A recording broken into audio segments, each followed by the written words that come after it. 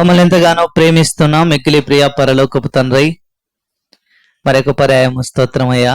దేవా, గడిచిన వారమంతా మీరు నన్ను మమ్మల్ని కాచి కాపాడి మీరిచ్చిన సజీవ స్థితిని బట్టి వేలాది స్తోత్రాలు చెల్లిస్తున్నాము తండ్రి. కరుణించండి దేవా. గడిచిన వారమంతా కేవలం మీ దయ ద్వారా మాత్రమే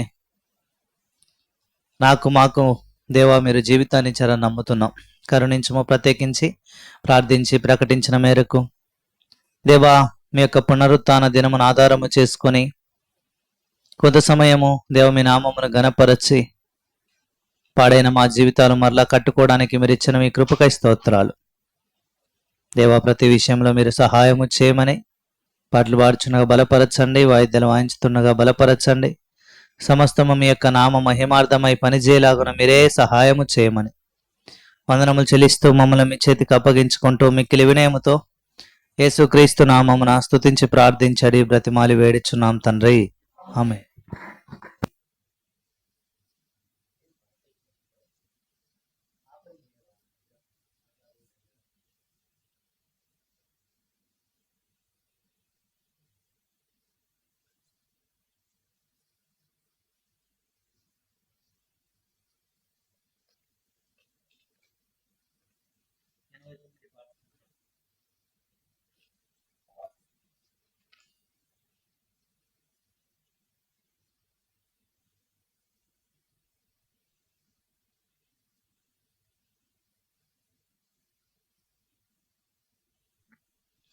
పాట సంఖ్య 89, సాంగ్ నెంబర్ 89. సాగిల పాడి మ్రోకెదము సత్యముతో ఆత్మాతో మన ప్రభు యేసుని సాగిల పాడి మ్రోకెదము మోషే కంటే శ్రేష్ఠుడు అన్ని మోసముల నుండి విడిపించు. మోషే కంటే శ్రేష్ఠుడు అన్ని మోసముల నుండి విడిపించు. వేషధారులను వేసించు ఆశతో నోకెదము. ఆవేశధారులను వేసించు ఆశతో నోకెదను. ఆగిల పాడి నోకెదము సత్యముతో ఆత్మతో మన ప్రభు యేసుని సాగిల పాడి నోకెదము. అవరను కంటే శ్రేష్ఠుడు మనారాధనకు పాత్రుడు. అవరను కంటే శ్రేష్ఠుడు మనారాధనకు పాత్రుడు. ఆయనే ప్రధాన యాజకుడు మందరము నోకెదము. ఆయనే ప్రధాన యాజకుడు మందరము నోకెదము. సాగిల పాడి నోకెదము సత్యముతో ఆత్మతో మన ప్రభు యేసుని సాగిల పాడి నోకెదము. ఆలయము కన్నా శ్రేష్ఠుడు నిజాలయముగా తానే ఉండెను. ఆలయము కన్నా శ్రేష్ఠుడు నిజాలయముగా చేయుండెన్ ఆలయము నీరే అనెను ఎల్లకాలము బ్రోకెదము ఆలయము నీరే అనెను ఎల్లకాలము బ్రోకెదము అఖిల పాడి బ్రోకెదము సత్యముతో ఆత్మతో మన ప్రభు యేసుని సాగిల పాడి బ్రోకెదము యోనా కంటే శ్రేష్ఠుడు ప్రాణదానముగా తను అర్పించెను యోనా కంటే శ్రేష్ఠుడు ప్రాణదానముగా తను అర్పించెను మానవులను విమోచించెను తన పరచి బ్రోకెదము మానవులను విమోచించెను తన పరచి బ్రోకెదము అఖిల పాడి బ్రోకెదము సత్యముతో ఆత్మతో మన ప్రభు యేసుని సాగిల పాడి బ్రోకెదము సొలొమోను కన్నా శ్రేష్ఠుడు సర్వజ్ఞానమునకు ఆధారుడు సొలొమోను కన్నా శ్రేష్ఠుడు సర్వజ్ఞానమునకు ఆధారుడు 10,000 అతి ప్రియుడు పదిలముగా బ్రోకెదము 10,000 అతి ప్రియుడు పదిలముగా బ్రోకెదము అఖిల పాడి బ్రోకెదము సత్యముతో ఆత్మతో మన ప్రభు యేసుని సాగిల పాడి బ్రోకెదము రాజుల కంటే శ్రేష్ఠుడు యాజకులనుగా మనలను చేసెను రాజుల కంటే శ్రేష్ఠుడు యాజకులనుగా మనలను చేసెను రారాజుగా దయముగను బ్రోకెదము రారాజుగా త్వరలో వచ్చు దయముగను బ్రోకెదము అఖిల పాడి బ్రోకెదము సత్యముతో ఆత్మతో మన ప్రభు యేసుని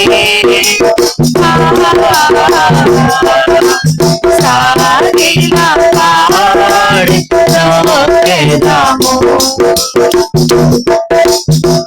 అందరిలో అతి శ్రేష్ఠుడు మన అందరికి తానే ప్రభువు అందరిలో అతి శ్రేష్ఠుడు మనకందరికి తానే ప్రభువు హల్లెలూయా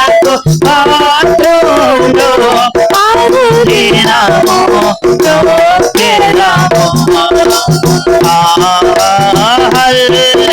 హల్లెలూయాకు పాత్రుడు అనుదినము నొక్కెదము సాగిల పాడి నొక్కెదము సత్యముతో ఆత్మతో మన ప్రభు యేసుని సాగిల పాడి నొక్కెదము.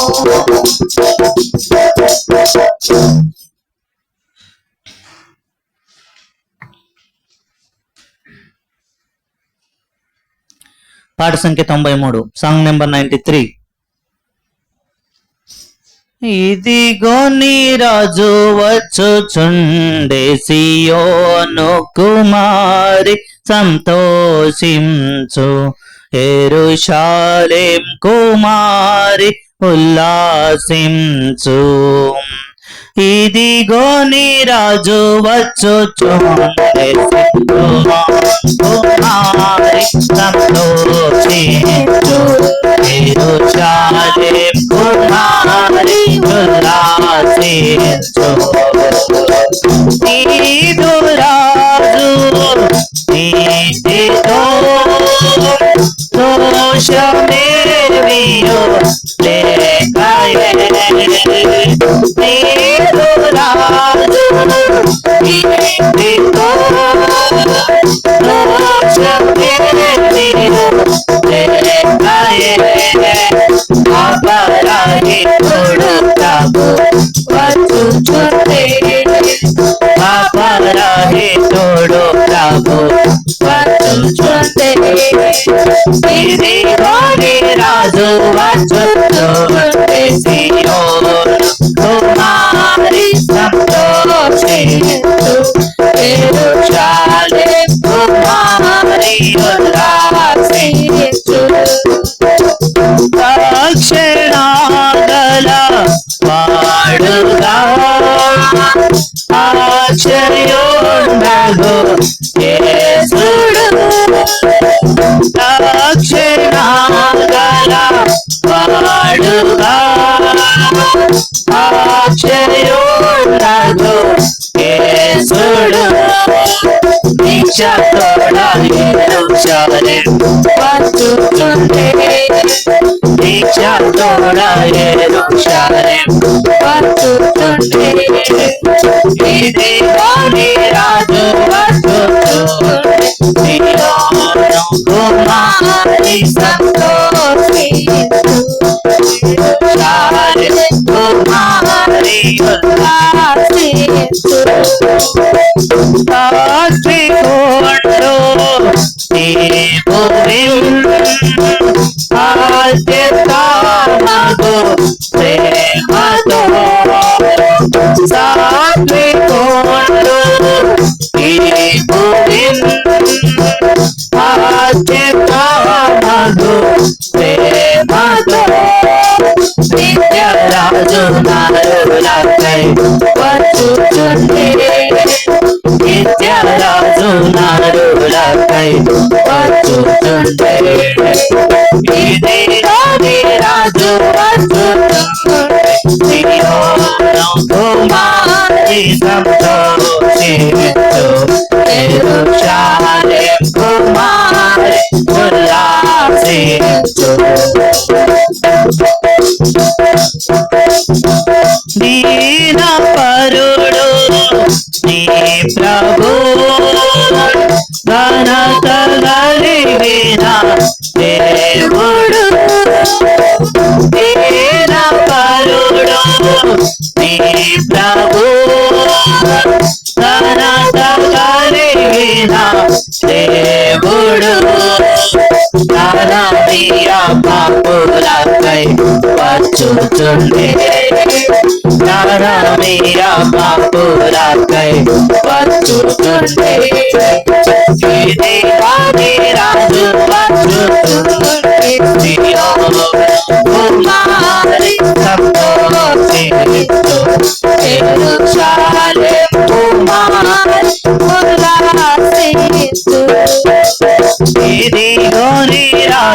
వచ్చుచుండే సియోను కుమారి సంతోషించు యెరూషలేము కుమారి ఉల్లాసించు నీలను గాడిద నీకియే పాలురాస్తూ రములతో నీలను గాడిద నీకియే పాలురాస్తూ రములతో పాలురగు నీ ప్రభు వచ్చుచుండే బలుడగు నీ ప్రభు వచ్చుచుండే ఇదిగోని రాజు వచ్చుచుండే సియోను కుమారి సంతోషించు యెరూషలేము కుమారి ఉల్లాసించు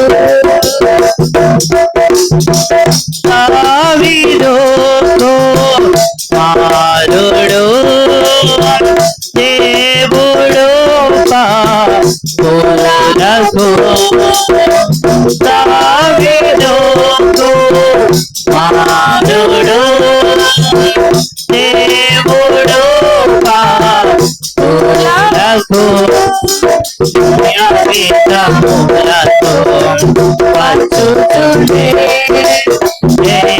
జ్ఞాపితములతో వచ్చుచుండే ఇదిగోని రాజు వచ్చుచుండే సియోను కుమారి సంతోషించు యెరూషలేము కుమారి ఉల్లాసించు యేసుని ప్రేమించుచు హోసన్నా పాడెదము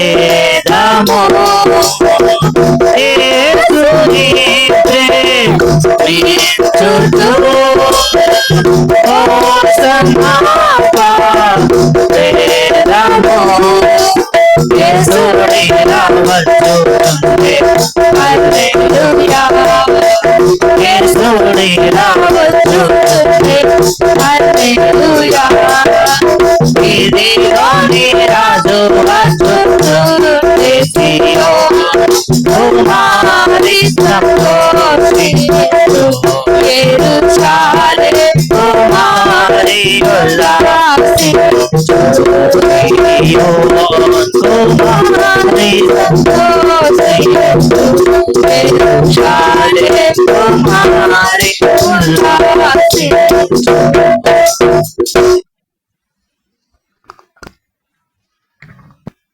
మైక్ సిస్టమ్ ఇవ్వగానే అదలాది తలకి లైట్ కంటిన్యూస్ తిరుగుతుంది. పాట అంటే ఉందా? ఈ పాట ప్రభుని స్మరించు ప్రభుని స్మరించు. Song number 100. ప్రభుని స్మరించు ప్రభుని స్మరించు ఓ మనసా నా మనసా ప్రభుని స్మరించు ప్రభుని స్మరించు ఓ మనసా మనసా నీ ప్రేమ దాటికి సాటియే లేదు నీ ప్రేమ దాటికి సాటియే లేదు నీ మహిమే నీ మహిమే ప్రభుని స్మరించు ప్రభుని స్మరించు ఓ మనసా ప్రభుని స్మరించు ప్రభుని స్మరించు ఓ మనసా ప్రభుని శరణ గతులగువారు ప్రభుని శరణ గతులగువారు కీడు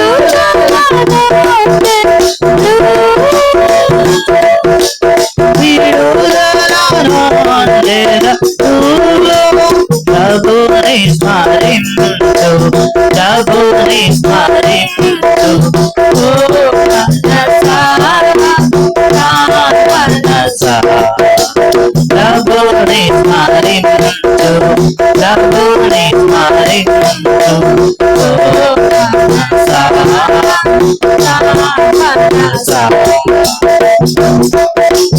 పాపుల కొరకై సిలువను మోసి పాపుల కొరకై సిలువను మోసి ప్రాణం విడిచినలో ప్రాణం విడిచినలో ప్రభుని స్మరించు ప్రభుని స్మరించు ఓ మనసా మనసా ప్రభుని స్మరించు ప్రభుని స్మరించు ఓ మనసా నా మనసా ప్రభువా మొరలాలించి ప్రభువా మొరలాలించి నీ జ్ఞానం ఏమో నీ జ్ఞానం ఏమో ప్రభుని స్మరించు ప్రభుని స్మరించు ఓ మనసా నా మనసా ప్రభుని స్మరించు ప్రభుని స్మరించు ఓ మనసా నా మనసా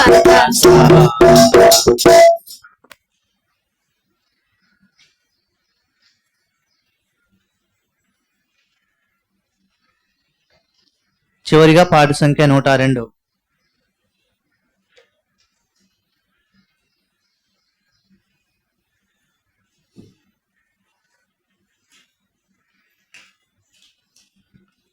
మొదటి చరణం రెండో చరణం మాత్రం పాడుకుందాం.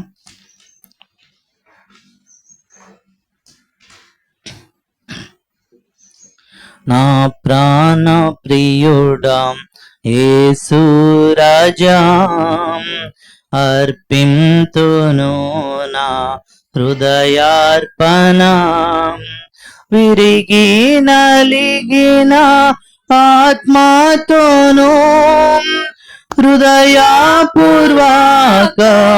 ఆరాధనాతో సత్యముగా హృదయపూర్వక ఆరాధనాతో సత్యముగా అద్భుత కరుణా ఆలోచన ఆశ్చర్య సమాధాన ప్రభువా అద్భుత కరుణా ఆలోచన ఆశ్చర్య సమాధాన ప్రభువా బలవంతుడా బహుప్రియుడా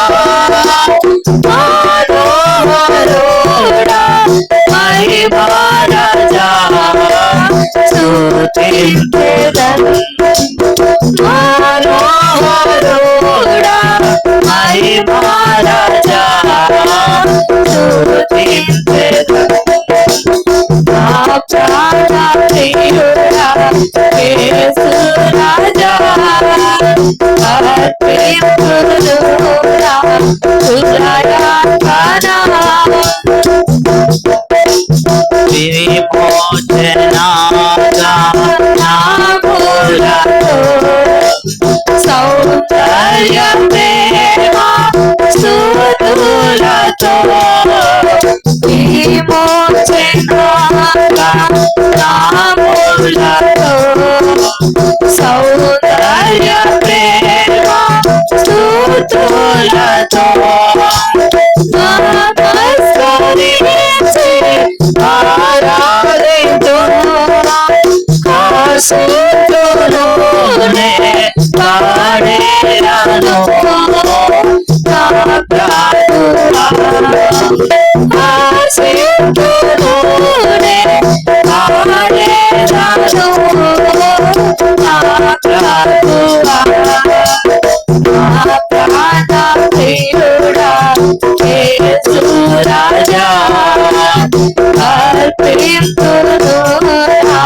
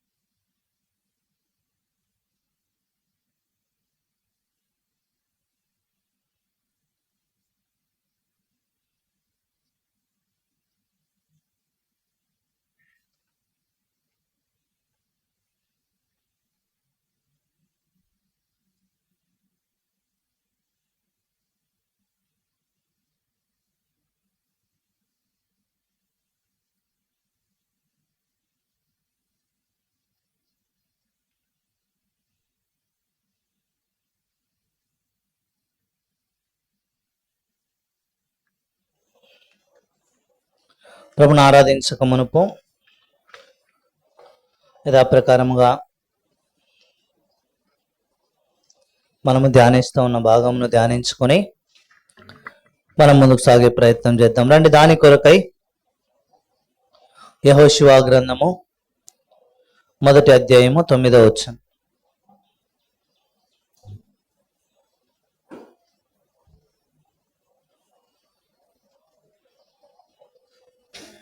యెహోషువ గ్రంథము 1వ అధ్యాయము 9వ వచనం. అందరం కలిసి చదువుకుందాం. Book of Joshua chapter 1 verse 9.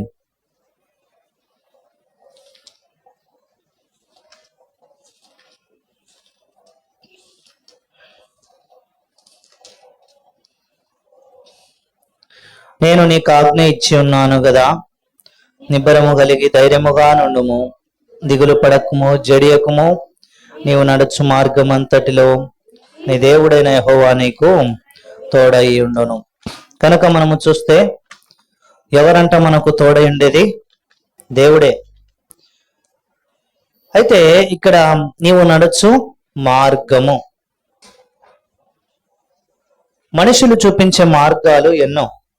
అయితే దేవాతి దేవుడు చూపించిన మార్గము మాత్రం సమస్త మానవాళికి ఒకటే. ఏ మార్గం అంట? అది ప్రేమ మార్గము. కాబట్టి యేసుక్రీస్తు ప్రభువారు భూమి మీద జన్మించి ఆయన చనిపోయే అంతవరకు ఆయన చూపించిన ఏకైక మార్గము ఏంటంటే అది ప్రేమ మార్గం. ప్రేమ మార్గం అంటే ఏంటి? ప్రేమ మార్గం అంటే అందరికీ పువ్వు ఇచ్చుకుంటా, అమ్మా నువ్వు అంటే నేను నిన్ను ప్రేమిస్తున్నాను అని చెప్పే లోక సంబంధమైన ప్రేమ కాదు. ఆయన చూపించిన ప్రేమ ఎట్లాంటిదంట? తండ్రి లాంటి ప్రేమ. ఎందుకు అనంటే బైబిల్ చాలా చోట్ల రాయించబడతా వచ్చింది. యేసుక్రీస్తు ప్రభువారు అనేకులను ప్రభు మార్గములోనికి నడిపించడం కోసమై వారి కోసం క్రయధనము చెల్లిస్తూ వచ్చాడు. అది ప్రేమ కదా. లోకపు ప్రేమ ఏంటంటే నేను నీకు ఇది ఇస్తే నువ్వు నాకు ఏం చేస్తావు నా కోసం అని అడిగేది లోకపు ప్రేమ కదా. అయితే యేసుక్రీస్తు ప్రభువారు ఏ మనుషుని దగ్గరికి వెళ్ళి, అయ్యా బాబు నువ్వు ఇది ఇస్తే నేను నిన్ను ప్రేమిస్తున్నాను, నువ్వు నా కోసం నీ బలం ఇవ్వాలి, నీ ధనం ఇవ్వాలి, లేదంటే నీ యొక్క ఐశ్వర్యం ఇవ్వాలి, లేదు అంటే నీ ఆస్తిపాస్తులంతా నా దగ్గరికి తీసుకొని రావాలి, అప్పుడు మాత్రమే నేను నిన్ను ప్రేమిస్తాను అని ప్రభు ఎప్పుడు చెప్పలేదు కదా. దావీదు చూస్తే కీర్తనకారుడైన దావీదు అన్నాడు, అయ్యా సమస్తము నీ ద్వారా కలగజేయబడి ఉన్నవి, మేము ఏమి ఇవ్వాలా మిమ్మల్ని ఆరాధించడం కోసమై? ఎందుకంటే ఆకాశమును మొదలుకొని భూమి మీద వరకు, భూమి మీద సంచరించేవి ప్రతివి నీ ద్వారా కలగజేయబడినవే గనుక మేము ఏమి ఇచ్చి నిన్ను ఆరాధించాలి అని చివరిగా ఏమన్నాడు ఆయన? నీవు మా దగ్గర అంగీకరింపదగినవి ఒకటే ఉన్నాయి, అవేంటంట? మా పెదవులే అని అన్నాడు. అవునా కదండి? అదే ఆయనకు ఇష్టమైన బలి అంట. విరిగి నలిగిన హృదయం ఏంటంట ఆయనకి ఇష్టమైన బలి. కాబట్టి మనం మన జీవితంలో ప్రభుని ఆరాధించడానికి వచ్చాము. ప్రభుని ఆరాధించడానికి వచ్చినప్పుడు ప్రభు చూపించిన మార్గం మొదటిగా. కాబట్టి ఆ మార్గములో మనము నడుస్తూ ఉంటే మనకు తెలియకుండానే ఏమవుతుందంట? మనము దేవుని ప్రేమ చేత నింపబడతాం. మానవుని ప్రేమ, బాహ్య సంబంధమైన ప్రేమ, లోకపు ప్రేమ, ఇవన్నీ ఒకరోజు మనల్ని ఏం చేస్తాయంటే విడిచిపెట్టి వెడలిపోతాయి. అయితే దేవుని ప్రేమ చేత నింపబడిన వారమైన మనం ఏం చేస్తామంట? దేవుడు ఉన్నంత కాలము, లేదా మనము జీవించినంత కాలము, మనం ఆయనతో ప్రయాణించినంత కాలము ఏమైపోతాం? ఆ ప్రేమతో నింపబడి అదే ప్రేమను పంచుతాం. బైబిల్ మత్తయి సువార్త 1వ అధ్యాయం ఆరంభముతో మొదలైతే మార్కు సువార్త, లూకా సువార్త, యోహాను సువార్త 24వ అధ్యాయం వరకు కూడా ఆయన ఏం చేస్తా వచ్చాడంట? ప్రేమిస్తూనే వచ్చాడు. ఎప్పుడైనా అయ్యా నువ్వు కానివాడవు, నువ్వు దూరముగా వెళ్ళు, నేను స్వీకరించను, నీవు పాపముతో నింపబడి ఉన్నావు, నీ జీవితం ఎవరు అంగీకరించలేదు, ఏ మానవులకి నీవు ఇష్టాన్ని కలిగించలేదు, నీ తల్లిదండ్రులకి నువ్వు విరోధంగా ఉన్నావు, అలాగే నాకు కూడా విరోధంగా ఉన్నావు, నేను చెప్పిన మాట నువ్వు ఎట్లా వింటావు, నువ్వు ఎట్లా దేవుని రాజ్యంలోనికి వెళ్తావు అని ప్రభు ఎప్పుడు చెప్పలేదు కదా. ఏ వ్యక్తితోనైనా ప్రభు అట్లా చెప్పాడంటే లేదు. మనము చూస్తే మత్తయి సువార్త మొదలుకొని యోహాను సువార్త 24వ అధ్యాయం వరకు యేసుక్రీస్తు ప్రభు వారి యొక్క జన్మ పరిచర్యను గురించిన విషయాలు చాలా స్పష్టంగా రాయించబడతా వచ్చాయి కదండి. కాబట్టి మనము చూస్తే ఆయన ఏం చేస్తూ వచ్చాడంటే, ఉదాహరణకి చూస్తే లూకా సువార్త 15వ అధ్యాయము, అక్కడ ఎవరు కనపడతారంటే మనకి తప్పిపోయిన కుమారుడు కనపడతాడు. తప్పిపోయి పాడైపోయి జీవితం నాశనం అయిపోయి ఇంకా నా తండ్రే నాకు శరణం అనుకున్న ఆ సందర్భంలో మొట్టమొదటిగా తాను చేసిన పాపం ఏంటో గుర్తు వచ్చింది. ప్రభు దగ్గరికి వెళ్ళి అన్నాడు, అయ్యా నేను నీకు విరోధముగా పాపం చేస్తున్నాను, పరలోకం నాకు విరోధంగా పాపం చేస్తున్నాను, నన్ను క్షమించు అని అన్నాడు. దేవుడు ఏం చేశాడంట, అయితే మనమైతే ఏం చేస్తాం, ఏరా నా ఆస్తి అంతా తీసుకొని పోయి పాడు చేసింది కాక మళ్ళా బుద్ధి లేకోకుండా సిగ్గు లేకోకుండా నా ఇంటికే వస్తావా అని అంటాం. కానీ ఆయన అట్లా చెప్పలా కదా, క్షమించే గుణం కలిగింది. అందుకే ప్రేమ అనేకమైన దోషములను ఏం చేస్తుందంట, కప్పుతుంది. కాబట్టి ప్రభు నడిచిన మార్గమును మనం సరిగా అర్థం చేసుకోగలిగితే మనం ప్రభుని ఆరాధించడానికి చాలా సులభమై ఉంటది కదా. కాబట్టి మనము మొట్టమొదటిగా చూస్తే ప్రభు క్షమించేవాడు. ఆయన ప్రేమ ఎలాంటిదంటే ప్రేమ క్షమిస్తుంది. ఆయన ఎప్పుడు శిక్షించే ప్రేమ కాదు. ఎక్కడన్నా ఆయన అన్నాడా, మత్తయి సువార్తలు కానీ, మార్కు సువార్తలు కానీ, లూకా సువార్తలు కానీ, యోహాను సువార్తలు కానీ. యోహాను సువార్తలు చూస్తే ఒక ఆమెను పాపం చేస్తూ ఉంటే ఆమెను పట్టుకున్నారు. పట్టుకున్నప్పుడు యేసుక్రీస్తు ప్రభువారి దగ్గరికి తీసుకొని వచ్చారు కొంతమంది పెద్దవాళ్ళు. అంటా ఉన్నారు, ఏమని తెలుసాయా, యేసయ్యా నీకు తెలియదా ఈ విషయము, ఎవరైనా ఒక ఆమె పాపము చేస్తే ఆమెను ఏం చేయాలంట, రాళ్లతో కొట్టి చంపాలని మన పితరుడైన ఎవరు, మోషే అన్నాడు. మరి నువ్వేం చెప్పాలనుకుంటున్నావు ఈమె విషయంలో అని అన్నాడు. యేసుక్రీస్తు ప్రభువారు ఏం చెప్పారంట, రాళ్లతో కొట్టాల, కొట్టకపోతే ఎట్లా, ఇంకా పాపం పెరిగిపోతుంది అని అన్నాడా, అనలా. ఏమన్నాడు, సరే శిక్ష వేయాల్సిందే, అయితే మొట్టమొదటిగా పరిశుద్ధుడైన చెయ్యి ఎవరి మీద పడాలంట, ఆమె మీద పడాలి. నువ్వు పరిశుద్ధమైన వాడవైతే నీ చేత్తో రాయి తీసుకుని ఆమెను కొట్టచ్చు. ఎవరెవరు వచ్చారంట ఆ సందర్భం చూసినప్పుడు నాకు కనిపిస్తుంది. యోహాను సువార్త 8వ అధ్యాయము, ఆదికాండం 19వ అధ్యాయము, రెండు దాదాపుగా ఇట్స్ ఎ కనెక్టెడ్ వేస్ కదా. ఎందుకు ఆ మాట అంటున్నానంటే, లోతు కుమార్తెలను చెరపడం కోసమై ఆ దేశములో ఉన్న ఎవరు వచ్చారంట, పిల్లలు మొదలుకొని పెద్దల వరకు వచ్చారు. ఇక్కడ చూస్తే అదే యోహాను సువార్త 8వ అధ్యాయములో మనము చూడగలిగితే ఆ పాపాత్మురాలు లేదా పాపము చేసిన ఆ స్త్రీని కొట్టడం కోసమై ఎవరెవరు వచ్చారంట, చిన్న పిల్లలు మొదలుకొని పెద్దల వరకు అందరూ వెనక్కి వెళ్ళిపోయినారంట. కాబట్టి ఈ దేవుడు ప్రేమించే దేవుడు, ప్రేమించే మార్గమును ఆయన చూపించాడు కానీ వేరొక మార్గమును ఆయన చూపించలేదు కదా. ఇంకా మనం ముందుకు సాగగలిగితే దేవుని కోసమై చాలా త్యాగాలు చేసిన వారు భూమి మీద ఉన్నారు. వారందరూ ఎవరి మార్గంలో నడిచారంట, దేవుని మార్గంలో నడిచిన వారే. మరి మీరు అనుకోవచ్చన్నా, యేసుక్రీస్తు ప్రభువారు ఏ క్రొత్త నిబంధనలో కనిపిస్తారు కదా, మరి పాత నిబంధన సంగతి ఏంటి అని మనం ఆలోచన చేస్తే, ఆది యందే ఎవరున్నారంట, దేవుడు ఉన్నాడు. ఆది యందు వాక్యం ఉన్నది, వాక్యమే దేవుడై ఉన్నది కదా. ఎంత స్పష్టంగా రాయించబడతా వచ్చింది. చాలా మంది ఏమంటారంటే, అయ్యా మీరు దేవుణ్ణి చూపించండి, దేవుణ్ణి చూపించండి అని అంటారు. అయితే పరిశుద్ధమైన బైబిల్ గ్రంథము చాలా స్పష్టంగా చెప్తా ఉంది, ఈ వాక్యంలో రాయించబడిన ప్రతి మాట ఎవరు చెప్తా ఉన్నట్లంట, దేవుడే చెప్తా ఉన్నాడు. ఎందుకు అనంటే యోహాను సువార్త 1వ అధ్యాయం 1వ వచనంలో చూస్తే, ఆది యందు వాక్యం ఉండెను, వాక్యము దేవుని యొద్ద ఉండెను, వాక్యము దేవుడై ఉండెను.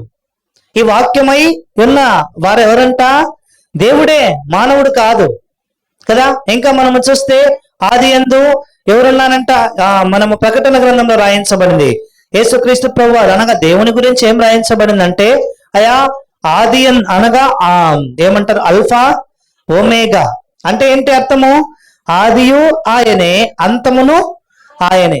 కాబట్టి మనము చూస్తే బైబిల్లో చాలా స్పష్టంగా ఏముందంట, ఆదిలో దేవుని గురించే ఉంది, అంతము వరకు ఎవరి గురించి ఉందంట, బైబిల్లో దేవుని గురించే ఉంది. కాబట్టి మనము చూస్తే మనం ఏం నేర్చుకోవాలా, చాలా మంది ప్రశ్నకి జవాబు దొరికింది దినం కాబట్టి ప్రేమించే దేవుడు సాధారణమైన దేవుడు కాదు. ప్రేమించే దేవుని కొరకై చాలా మంది వారి జీవితాలను క్రయధనముగా చెల్లిస్తూ వచ్చారు. అది ఆరాధన. మనం ఏమనుకుంటాం, ఆరాధించడం అంటే ఏదో ఆదివారం వచ్చినాము, చెప్పిన మాటను ఒకటి నెమరేసుకున్నాము, చెప్పిన మాటను బట్టి ఆరాధించము. నో, ఆరాధించడం అంటే ఏంటంట, జీవితములు ప్రభు కొరకు ప్రతిష్ఠించుకోవడమే ఆరాధన.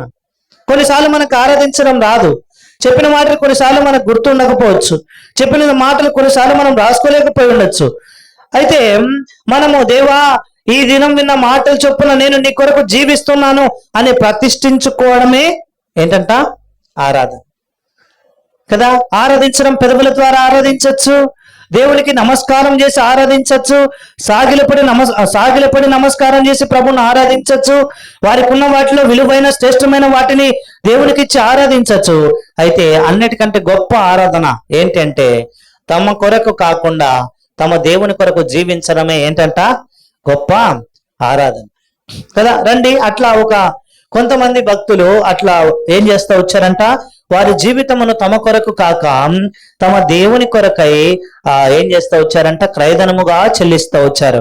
అట్టి వారిని మనం ఆరంభము నుండి ఒక 2-3 మనము క్లుప్తంగా ధ్యానించి వారి జీవితాలను మనము ముందుకు సాగే ప్రయత్నం చేద్దాం. రండి, దాని కొరకై మొట్టమొదటిగా ఆదికాండము 4వ అధ్యాయము 8వ వచనం. Book of Genesis chapter 4 verse 8.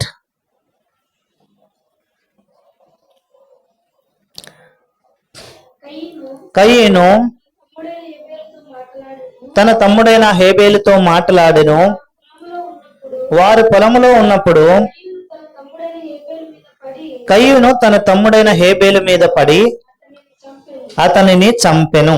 బైబిల్లో మొట్టమొదటి హత్య ఎక్కడ నమోదు చేయబడతా వచ్చిందంట, ఆదికాండము 4వ అధ్యాయము. ఎవరెవరి మధ్య ఈ హత్య చోటు చేసుకుంటా వచ్చిందంటే ఒకే కుటుంబంలో ఉన్న 2 అన్నదమ్ముల మధ్య ఈ హత్య జరుగుతూ వచ్చింది. అయితే వాస్తవానికి ఏదేమైనప్పటికీ నేను భౌతికపరమైన విషయాలను గురించి ముచ్చటించడానికి ఇష్టపడట్లేదు. కానీ అయితే హేబేలు యొక్క హత్యకు ప్రధానమైన కారణం ఏంటంట, హేబేలు దేవునికి చెందిన వాడుగా ఉండటం, హేబేలు యొక్క బలిని దేవుడు అంగీకరించడం, హేబేలు తీసుకొని వచ్చిన అర్పణ దేవునికి ఇష్టకరముగా ఉండటం, హేబేలు దేవుని పక్షంగా ఉన్న కారణమును బట్టి హేబేలు యొక్క జీవితం ఏం చేయబడతా వచ్చిందంట, చంపబడతా వచ్చినాడు కదా. మీరు అనుకోవచ్చు, అన్నా హేబేలు ఆశీర్వదింపబడినాడన్నా, లేదంటే హేబేలుకి ఎక్కువ ఆస్తి వచ్చిందన్నా, లేదంటే ఆస్తి పంపకాల మధ్య తగువులు వచ్చినాయి. కాదు, అవేవి కావు.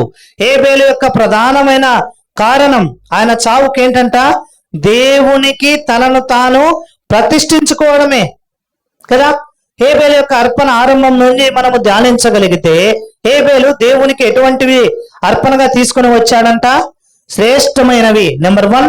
రెండవి ఎట్లా ఉన్నాయంట, అవి క్రొవ్వినవి. నెంబర్ 2, దేవుని మందిరంలోనికి లేదా దేవునికి బలి అర్పించడానికి ఆయన ఎలా తీసుకొని వచ్చాడంట, మనం పూర్వకముగా తీసుకొని వస్తా వచ్చాడు. చూడండి ఎట్లుందో, మనం పూర్వకంగా తీసుకొని వచ్చాడు, శ్రేష్టమైనవి తెచ్చాడు. క్రొవ్విన వాటి అంటే it's good as a quality, it's a good and he is brought it with heartfully.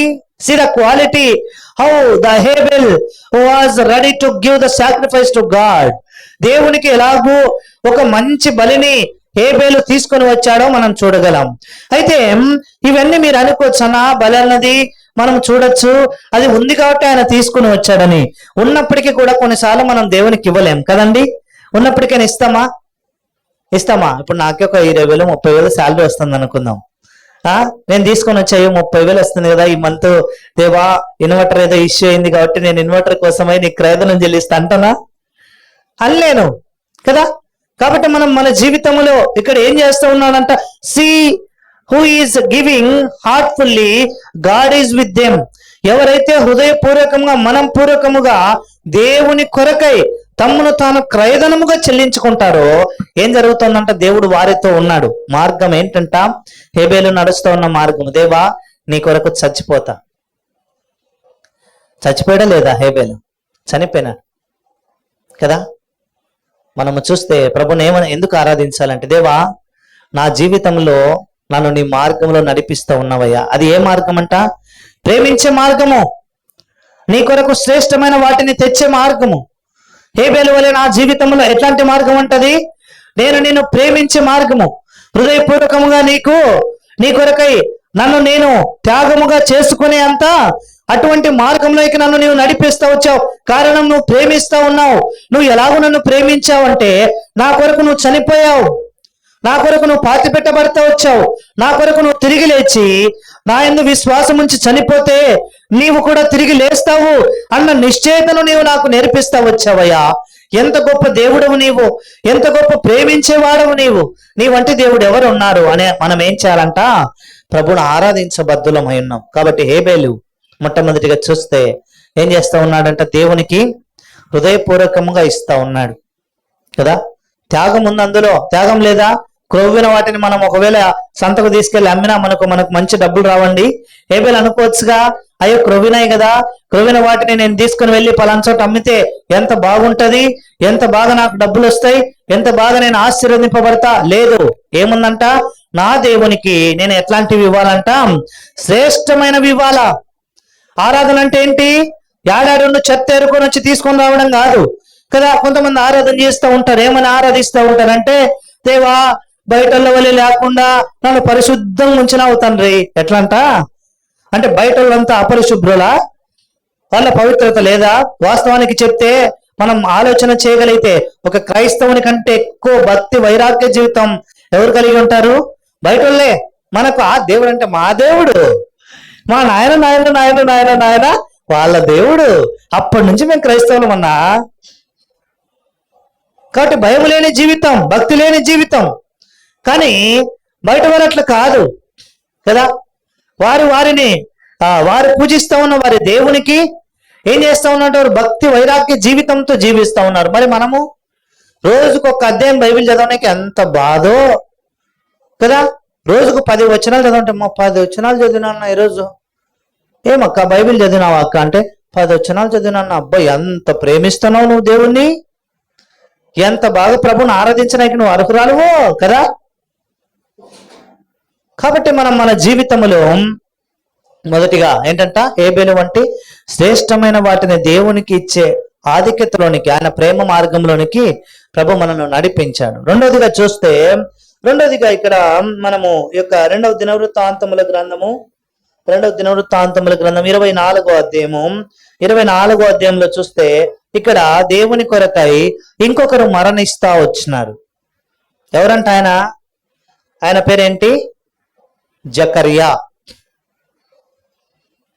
ఏం పేరంట ఆయన పేరు? జకర్యా. ఎందుకు ఆయన చనిపోతా వచ్చాడు అని అంటే, ఆయన ఒక మాట అన్నాడు, అరే మీరు ఎందుకు దేవుని ప్రజలై ఉండి అన్య దేవతలకు అన్య విగ్రహాలకు మీరు ఎందుకు బలి అర్పిస్తా ఉన్నారు? ఇది మనము చేయకూడదు అని అన్నాడు. అన్నప్పుడు ఏం చేశారంట? అతన్ని రాళ్లతో కొట్టి చంపేశారు. మొదటిగా చూస్తే ఆయన శ్రేష్టమైన దేవునికి ఇచ్చాడు.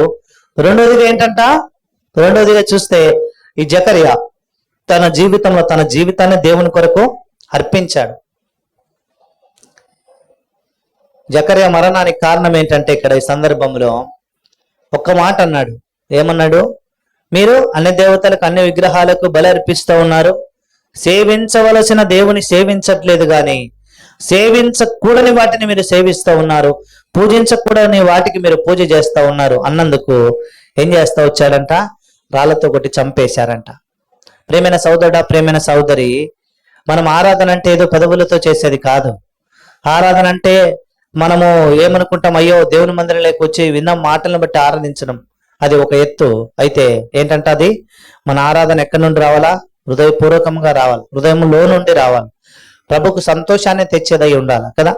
ఎన్నో అర్పణలు మనము చూస్తే బైబిల్లో రాయించబడతా వచ్చినాయి. అయితే ఇంపైన సువాసన ఎవరి దగ్గర నుండి వచ్చిందంట?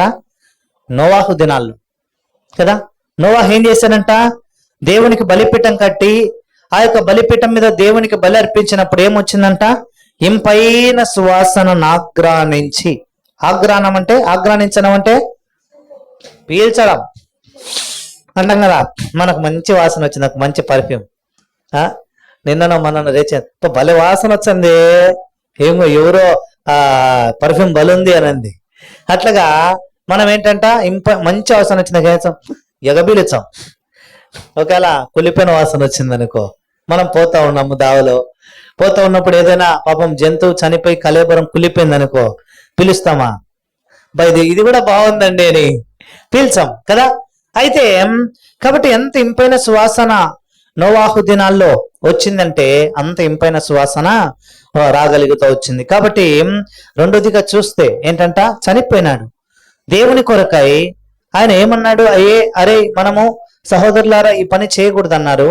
అయితే ప్రజలందరూ ఆయనకి వ్యతిరేకముగా ఉండి రాళ్లతో కొట్టి ఏం చేస్తూ వచ్చారు, చంపేశారంట. 2వ దినవృత్తాంతముల గ్రంథము 24వ అధ్యాయము 20 నుంచి 22 వరకు ఈ మాటలు కనపడతాయి మనకి.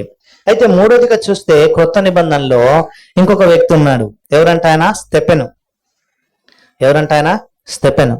స్తెఫెను ఎలా చనిపోయినాడంట? స్తెఫెను కూడా ఏం చేశారు, రాళ్లతో కొట్టి చంపేస్తూ వచ్చారు. ఎందుకొరకై స్తెఫెను రాళ్లతో కొట్టారంట? ఆయన ఏమన్నాడు, ఒకటే మాట అన్నాడు, అరే యేసుక్రీస్తు ప్రభువారు మాత్రమే దేవుడు అన్నాడు. చాలా మందితో మాట్లాడాడు, తర్కించాడు కదా. అప్పుడు అనేకులు ఏం చేశారంటే, రే వీడు బ్రతుకుతే కనుక వీడు ఏం చేస్తాడు, వీడేదో క్రొత్త బోధ చేస్తా ఉన్నాడు అని చెప్పి ఏం చేస్తా వచ్చారంట, రాళ్లతో కొట్టి చంపుతా వచ్చారు. అయితే మొదటి సందర్భంలో హేబేలు చనిపోయాడు, 2వ సందర్భంలో జకరియా చనిపోయాడు, 3వ సందర్భంలో స్తెఫెను చనిపోయాడు. అయితే ఇప్పుడు ఇంకొక మాట మన జీవితంలో మనం జ్ఞాపకం చేసి ముందుకు సాగడానికి ఇష్టపడుతూ ఉన్నా. ఏంటంటే వీళ్ళు ముగ్గురు కూడా ప్రభు ఎవరో తెలుసు, ప్రభు యందు విశ్వాసం ఉంచారు. వారి మరణానికి ప్రధానమైన కారణం ఏంటంట, దేవుని మార్గంలో నడవడమే కదండి. దేవుని మార్గంలో నడిచినప్పుడు వారిని ఏం చేస్తూ వచ్చారంట, ప్రజలు చంపేస్తూ వచ్చారు. అయితే మరి మన జీవితంలో మనం నిత్యం ఏం చేయబడుతూ ఉన్నామంట, చనిపోతూ బ్రతుకుతా ఉన్నాం. ఎందుకు? మన జీవితం ఎట్లుందంట, ఎఫెసీయులకు రాసిన పత్రికలో రాయించబడింది. ఏం రాయించబడింది? 2వ అధ్యాయము 1వ వచనములో, కాబట్టి మీరు మీ అపరాధముల చేతను పాపముల చేతను ఏమైనామంట, చచ్చిపోయి ఉన్నాం కదా. కాబట్టి మనము చనిపోవాలా. దేని విషయమై చనిపోవాలా? అహము విషయమై చనిపోవాలా, లోకం విషయమై చనిపోవాలా, శరీర సుఖపెట్టే విషయమై చనిపోవాలా, లోక ఆశల కొరకై చనిపోవాలా, నేత్రాశల కొరకై చనిపోవాలా. అయితే ఎవరి కొరకు తిరిగి బ్రతకాలంట? ఎవరి కొరకు? దేవుని కొరకు బ్రతకాల. అందుకే 1 కొరింథీ పత్రికలో రాయించబడతా వచ్చింది ఏంటంట, అయ్యా అనేకులు ఏం చేస్తా వచ్చారంట, మేఘము క్రింద బాప్తిస్మం తీసుకున్నారంట కదండి. అయితే వాళ్ళు ఎంతో మంది రాలిపోయినారంట. ఇవన్నీ మనకేంటి, దృష్టాంతములుగా ఉండడం కోసమై దేవుడి మాటలు రాయించాడు అని బైబిల్లో ఉంది. కాబట్టి మనం చూస్తే మన జీవితంలో మనం ఎలా ఉన్నామో, పాపముతో నింపబడి ఉన్నామో, పాపమునే ప్రేమిస్తూ ఉన్నాము, పాపములో జీవిస్తూ ఉన్నాము కదా. పాపమునే ప్రేమించి పాపమునే జీవించి పాపములో జీవించి పాపమును చేస్తూ ఉన్నాము. అటువంటి మనము దేనికి పాత్రులమంట? దేనికి పాత్రులము? నిశ్చయముగా మరణానికి పాత్రులము. అట్లాంటి మనల్ని దేవుడు ప్రేమించి ఏం చేస్తా ఉన్నాడు, మనల్ని ప్రేమించి ఆయన బ్రతికిస్తా ఉన్నాడు. అదే ఎఫెసీయులకు రాసిన పత్రిక 2వ అధ్యాయం 5వ వచనంలో రాయించబడి ఉంటది. కాబట్టి క్రీస్తు మిమ్మల్ని తన ప్రేమ చేత బ్రతికించెను. ప్రేమ చేత ఏం చేస్తా వచ్చినాడంట, బ్రతికించి. అదే మామూలు ప్రేమ కాదు, మహాప్రేమ చేత అన్న మాట ఉంటది అక్కడ. కాబట్టి పాపము చేత పడిపోయి అపరాధముల చేత చనిపోయిన మనల్ని బ్రతికించింది ఎవరంట? దేవుడే. అయితే పైరున్న ముగ్గురు, they are not only good people, they are the heroes in spiritual life. వారు అనగా హేబెల్ అయితేనేమి, జకర్యాన్ అయితేనేమి, అలాగే స్తెఫెన్ అయితేనేమి, వాళ్ళు ఆత్మ సంబంధమైన ఎవరంట, వీరులు కదా. వాళ్ళు వీరులు. అయితే మనము పాపము చేస్తూ పాపంలో పడిపోయిన వారము, మనల్ని దేవుడు ఏం చేస్తా ఉన్నాడంట, ప్రేమించి బ్రతికిస్తా ఉన్నాడు. బ్రతికించి ఇప్పుడు ఏం చేస్తా ఉన్నాడంట, ఆయన కోసమై చచ్చే అంతగా ఏంటంట, మనం ఆత్మీయంగా బలపరచబడతా ఉన్నాము కదా. పౌలు అన్నాడు, ఏమన్నాడు, నా మట్టుకైతే బ్రతుకుట క్రీస్తే, చావైతే మేలు లేదా లాభం కదా. కాబట్టి మన జీవితంలో ఈ అనుభవంలోనికి ప్రభు మనల్ని ఏం చేస్తా వచ్చాడంట, నడిపిస్తా వచ్చాడు. కాబట్టి ముగ్గురు వ్యక్తులు ఏం జ్ఞాపకం చేసుకున్నాం, ఒక 2-3 విషయాలు మాత్రమే. మొట్టమొదటి విషయం, దేవా హేబేలు కానివ్వండి, జకరియా కానివ్వండి, మూడోదిగా స్తెఫెను కానివ్వండి, నీ కోసం మరణించారు. అయితే నేను నా పాపములను బట్టి మరణించా, నా అపరాధములను బట్టి మరణించా. అయితే మరణించిన నన్ను నీ మహాప్రేమ చేత బ్రతికించావు. Number one. నెంబర్ టూ ఏంటంట? నెంబర్ టూ మనము చూస్తే, నీ ప్రేమ మార్గములో నన్ను నడిపిస్తా ఉన్నావు. మొదటిగా ప్రేమ చేత బ్రతికించాడు. రెండోదిగా ఆయన ప్రేమ మార్గంలో మనల్ని నడిపిస్తా ఉన్నాడు. మూడోదిగా చూస్తే, ఆయన కొరకై మనం మన ప్రాణము అయినా సరే పెట్టగలిగేంతగా ఆయనల్ని ప్రేమించడం మనకు నేర్పిస్తూ వచ్చాడు కదా. బైబిల్లో రాయించబడింది మొదటి యోహాను పత్రికలో అనుకుంటా. కాబట్టి మొదట మనం ఆయనను ప్రేమించామని కాదు, కానీ ఆయనే మొదట మనల్ని ఏం చేశాడంట? ప్రేమించాడు. కనుక ఇప్పుడు మనం ఏం చేస్తున్నాం? ప్రేమిస్తున్నాము. కాబట్టి మూడింతల అనుభవం కదా. ఏమేమి రాస్తున్నారు రేచా?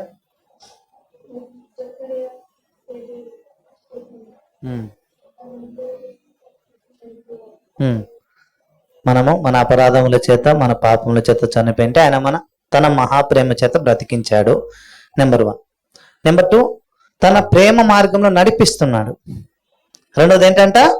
తన ప్రేమ మార్గంలో నడిపిస్తున్నాడు. ఏంటి తన ప్రేమ మార్గం అంటే? అంటే అనేకులకు హాని చేయడమా? ఎవరైనా ఏదైనా సహాయం అడిగితే ఏమి ఇస్తావులే అని అనుకోవడమా? కాదు. దేవుడు తన దగ్గరికి వచ్చిన ప్రతి వారిని వారి యొక్క ప్రాణాత్మ దేహములను ఏం చేస్తూ వచ్చాడంట? తృప్తిపరుస్తూ వచ్చినాడు. అంటే కుంటివాడు వచ్చినాడు, కుంటివానికి ఏం చేస్తూ వచ్చాడు? గుడ్డివాడు వచ్చినాడు, గుడ్డివానికి ఏం చేస్తూ వచ్చాడు? వారికి ఏదైతే అక్కర ఉందో ఆ అక్కరతను ప్రభు ఏం చేస్తూ వచ్చాడు? తీర్చగలిగాడు. మనం అక్కరత తీర్చలేకపోవచ్చు, కానీ తాత్కాలిక విముక్తి మాత్రం ఇవ్వగలం కదండి. కాబట్టి ఇది రెండవ అనుభవం. ఏంటి? తన ప్రేమ మార్గంలో నడిపించడం. మూడోది, తన కొరకు చనిపోయే అంతగా మనం ఆయనను ప్రేమించడం. అంటే ప్రభు బ్రతుకుట క్రీస్తే, చావైతే లాభం. ఈ మాట చెప్పే ఆధిక్యతలోనికి ప్రభు మనల్ని నడిపిస్తూ వచ్చాడు. కాబట్టి ఈ మూడింతల అనుభవం మనం తలపోసుకొనొచ్చు. ప్రభును ఆరాధించబద్దులమైన దేవుడి మాటలు దీవించునుగాక.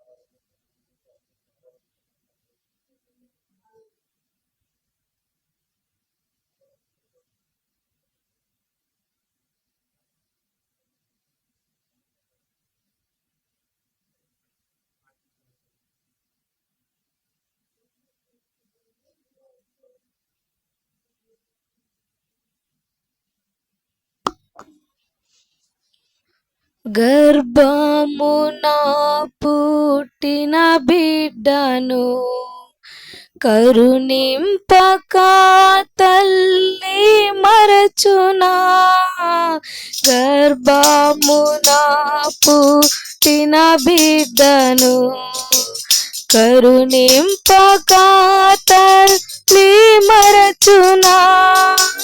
మరచిన గాని నీవెన్నడు మరువావు విడువవు ఎడబాయవు కరుణారాజా.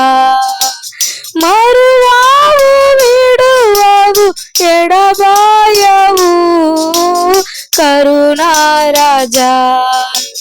నా ప్రాణ ప్రియుడా యేసు రాజా, అర్పింతును నా హృదయార్పణ.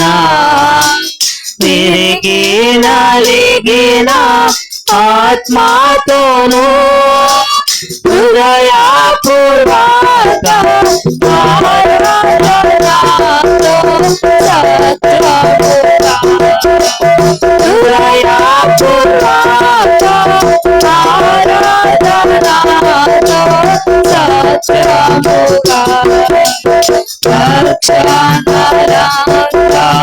రాముల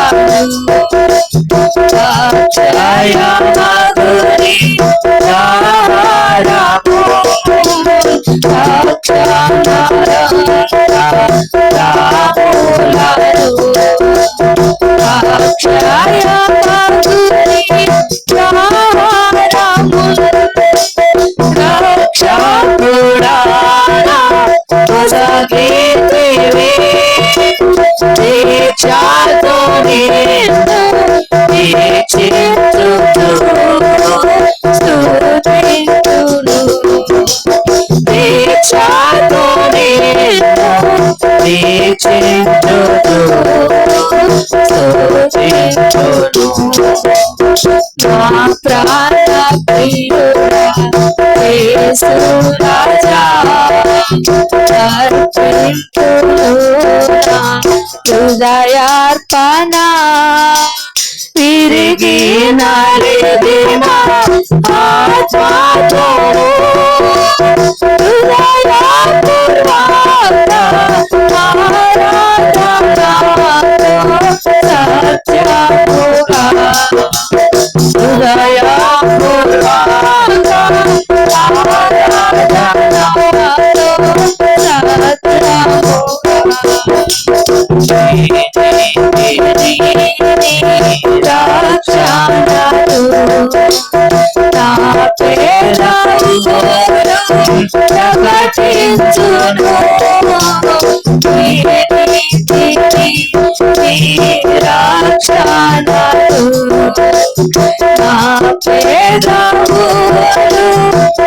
ప్రకటించును కృతజ్ఞతాస్తు కులాతుడా నీ ప్రేమను నే వివరిస్తును విమోచక నీ ప్రేమను నే వివరిస్తును విమోచక నా ప్రాణ ప్రియుడా యేసు రాజా అర్పింతును నా హృదయార్పణ తిరిగి నలిగిన ఆత్మతోను హృదయపూర్వక ఆరాధనతో సత్యముగా హృదయపూర్వక ఆరాధనతో సత్యముగా వాగ్దానములు నెరవేరెను విమోచించిన తీర్చితివే వాగ్దానములు నాలో నెరవేరెను విమోచించిన తీర్చితివే పాడేదాను ప్రహసించును హల్లెలూయా హల్లెలూయా హల్లెలూయా హల్లెలూయా హల్లెలూయా హల్లెలూయా నా ప్రాణ ప్రియుడా యేసు రాజా అర్పింతును నా హృదయార్పణ తిరిగి నలిగిన ఆత్మతోను హృదయపూర్వక ఆరాధనతో సత్యముగా హృదయపూర్వక ఆరాధనతో సత్యముగా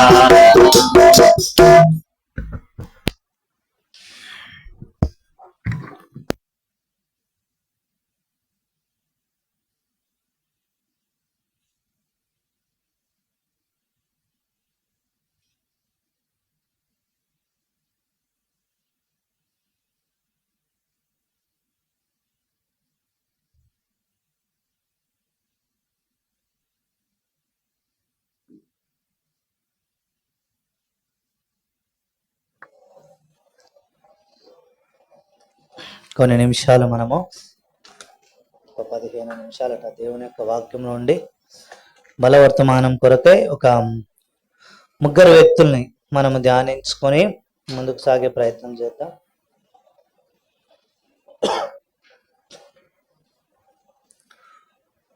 ఇక్కడ మనము చూస్తే మొదటి వర్తమానంలోనేమో ప్రభు కొరకై ఏం చేస్తా వచ్చారంటే అక్కడ ఉన్న ముగ్గురు సూపర్ హీరోస్ ఏమైపోయారు? చనిపోయారు. ఎవరంట వాళ్ళ పేర్లు చెప్పండి ఒకసారి. హేబేలు, రెండోదిగా జకరియా, మూడోదిగా స్టెఫెను.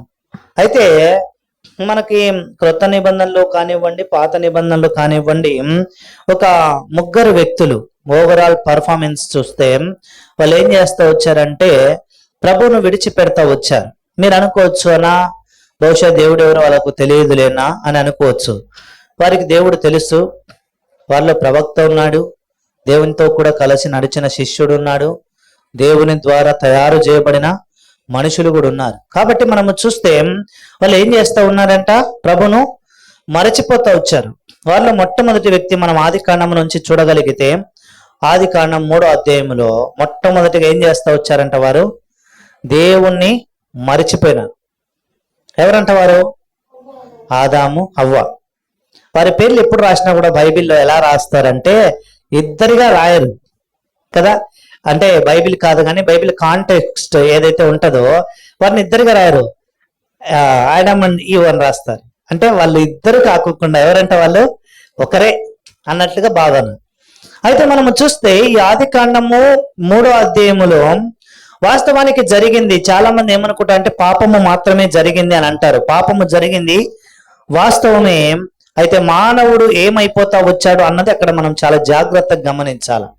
దేవుడు చెప్పిన మాటకి లేదా దేవుణ్ణి ఒక వ్యక్తి తృణీకరిస్తే, దేవుడు ఒక వ్యక్తిని మరచిపోతే కదా, దాని యొక్క పర్యవస్థానం ఎలా ఉంటది అని చెప్పటానికి ఒక చక్కటి ఉదాహరణ ఎవరంటే ఆదాము హవ్వల కుటుంబమే.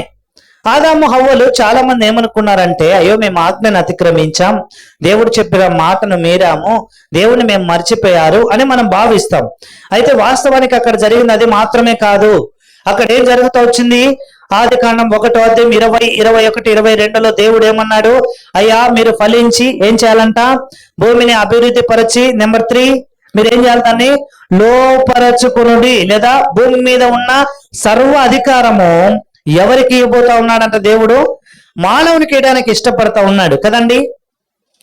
అన్నాడు లేదా మాట? రండి, shall we turn our Bibles, book of Genesis chapter 1 verse 21. ఆది కాండం 1వ అధ్యాయము, మొదటి అధ్యాయం అమ్మాయి, 2వ అధ్యాయం చదువుతున్నావు నువ్వు.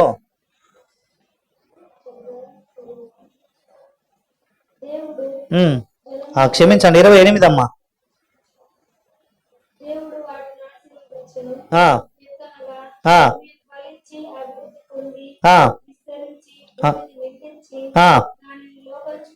దానిని ఏం చేయాలంట? లోపరచుకొనుడి.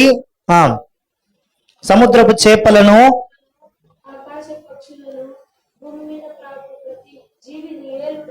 ఏలమని దేవుడు చెప్పాడు. దేవుడు ఏం చెప్పాడు? నెంబర్ 1 లోపరచుకోవాలా, నెంబర్ 2 ఏలాల. దానికంటే ముందు ఏంటంట? మీరేం చేయాలంట? విస్తరించి అభివృద్ధి పరచబడి. ఇది దేవుడు చెప్పిన మాట. కానీ ఇక్కడ చూస్తే ఆదాము హవ్వలు ఎవరి మాట వింటా వచ్చినారంట? సాతాను మాట కాదు. అక్కడ ఎవరంట? సాతాను ఏ రూపంలో వచ్చింది? సర్పం రూపంలో వచ్చింది. ఇప్పుడు వాస్తవానికి ఆలోచించుదాం. ఒకవైపు ఏమో దేవుడు ఏమన్నాడు?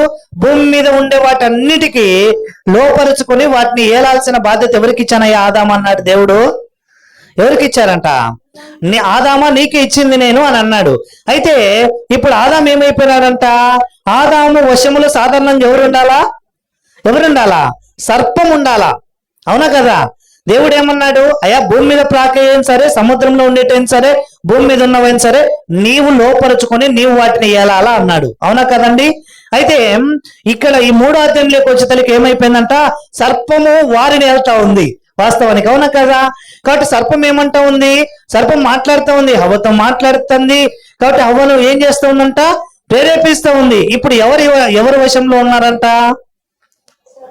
ఆదాము వశంలో సర్పం ఉన్నదా, లేదంటే సర్పం వశంలో హవ్వ ఉన్నదా? ఎవరి వశంలో ఎవరు ఉన్నారు? సర్పం వశములో హవ్వ ఉండిపోయింది. అంటే సర్పం అయితే చెప్తే అదే ఆడుతుంది. అదే కొంతమంది అంటారు, ఏమంటారు తెలుసా, మా కొడుకు ఉన్నాడండి, అబ్బా మా కోడలు చెప్పే ఆట తానా అంటే ఏంటంట అనాలి, చెప్పాలా, తందానా అంటారంట. అట్లాగా కాబట్టి అట్లా ఉన్నారంటే అన్నట్లు ఇక్కడ ఏమైపోయింది, సర్పం చెప్పింది, వెంటనే హవ్వ లోబడింది. దేవుడు చెప్పిన మాటకు లోబడినారా? దేవుడు మనుషుల్ని ఎలాగో తయారు చేసి ఎలాగ ఉంచాలి అని అనుకున్నాడంటే, దేవుడు మనుషులను తయారు చేసింది దేనికోసం అంటే భూమిని ఏలడం కోసమై. సాధారణంగా ఎవరు ఏళ్తారంట? ఏలేది ఎవరు? రాజులు ఏళ్తారు. అంటే దేవుడు మానవుల్ని కలగజేసింది ఎందుకంట? రాజులుగా ఉండడం కోసమై. ఇక్కడ మనం ఎలాగో ఆ సింహాసనాన్ని కోల్పోయినామని దేవుడు ఇంకొక రాజ్యాన్ని కలగజేశాడు. అదే ఆ రాజ్యము పేరు ఏంటంట? పరలోక రాజ్యము లేదా స్వర్గ రాజ్యము. ఇంకా చెప్పాలంటే నెమ్మదితో కూడిన రాజ్యము. ఇంకా చెప్పాలంటే అందరూ సమానులు అని చెప్పే రాజ్యము. ఇక్కడైతే భేదాభిప్రాయాలు ఉంటారు. నువ్వు ఫలానా కులమోనివిరా, నువ్వు ఫలానా మతమోనివిరా. పాపం విచారకరమైన సంగతి ఏంటంటే, యాన్నెన్నో చూస్తున్నాంలే అని అనుకుంటే ఒక లెక్క, కానీ న్యాయ వ్యవస్థలు కూడా ఈ యొక్క ఏముంది, ఈ చెడిపోయిన కుల మత వ్యవస్థలు ఉన్నాయి. అది చాలా విచారించదగ్గ సంగతి భారతదేశం అయినప్పటికీ కూడా.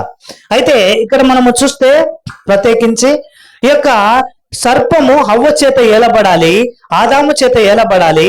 కానీ ఏమైపోతా వచ్చిందంట? హవ్వ సర్పమోషమైపోతా వచ్చింది. See the weakness of men's or women's that can be carried, we must be slave to the devil, or we must be a slave to the Satan. Whenever we are having some weaknesses, no one will be known that weaknesses, but Satan or the devil, he is the leader to know our weaknesses. What is that? సాతానుకు లేదా దయ్యం అనే మనం పిలువబడే వీడికి ఏమున్నాయంట? మన యొక్క బలహీనతలన్నీ మనకి తెలుస్తాయంట. మనం ఏమనుకుంటాం, ఈ రోజు వాక్యం విన్నా కాబట్టి రేపు 4 గంటకి లేచి ఏం చేయాలా? బైబిల్ చదవాలా, నా దేవుని కోసమే బ్రతకాలా, నా దేవుని కోసమే జావాలా అని అనుకుంటామా? 4కు లేస్తానే పాపం ఏ రోజే కానీ రాని నిద్ర ఆ రోజే వస్తుంది మనకు. అర్థమైందండి? ఏ రోజు రాదు అంత నిద్ర, ఆ రోజే వస్తుంది. అట్లాంటి తీర్మానాలు తీసుకున్న రోజే. కారణం, మనం ఎవరి వశంలో ఉన్నాము? దేవుని వశంలో లేము. ఎవరి వశంలో ఉన్నామంట? సాతాను వశంలో కదా. దేవుని విడిచిపెట్టినారు ఎవరు? ఆదాము హవ్వలు. దేవుడు మాకు ఈ పండు తినొద్దని చెప్పాడు కదా.